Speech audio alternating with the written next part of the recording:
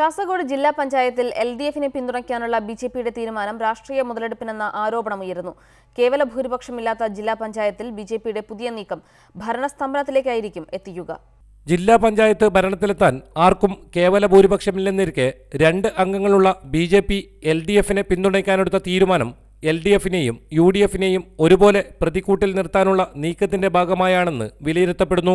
സംസ്ഥാന തലത്തിൽ തന്നെ ഇടതുവലതു മുന്നണിയിൽ ഉൾപ്പെട്ടവരെ പിന്തുണയ്ക്കേണ്ടതില്ലെന്ന തീരുമാനം നിലനിൽക്കെയാണ് ജില്ലാ പഞ്ചായത്തിൽ എൽഡിഎഫിനെ പിന്തുണയ്ക്കുമെന്ന് ബിജെപി സംസ്ഥാന ജനറൽ സെക്രട്ടറി കെ സുരേന്ദ്രൻ തന്നെ പരസ്യപ്രസ്താവനയുമായി രംഗത്ത് വന്നത്. ബിജെപിയുടെ പിന്തുണ സ്വീകരിച്ച് ഇവിടെ എൽഡിഎഫ് ഭരണത്തിന് തയ്യാറാവില്ല. ഏതായാലും 19-ാം തീയതി നടക്കുന്ന തെരഞ്ഞെടുപ്പിനെ സംബന്ധിച്ചിടത്തോളം പ്രസിഡന്റായിട്ട് ബിജെപിയുടെയോ കോൺഗ്രസിന്റെയോ വോട്ട് വാങ്ങി സിപിഎമ്മിന്റെയോ എൽഡിഎഫിന്റെയോ പ്രതിനിധികൾ തുടരുന്ന സമീപനമുണ്ടാകില്ല. ഏറ്റവും വലിയ ഒറ്റക്കക്ഷിയായ യുഡിഎഫിനെ ജില്ലാ പഞ്ചായത്തിലേക്കുള്ള ഭരണം നഷ്ടപ്പെടുത്തുക, ഒപ്പം എൽഡിഎഫിനെ പഴിചാരി ഇവിടെ ഭരണം അനിശ്ചിതാവസ്ഥയിലാക്കുക എന്നതാണ് ബിജെപിയുടെ തന്ത്രം. റിപ്പോർട്ടർ, കാസർഗോഡ്.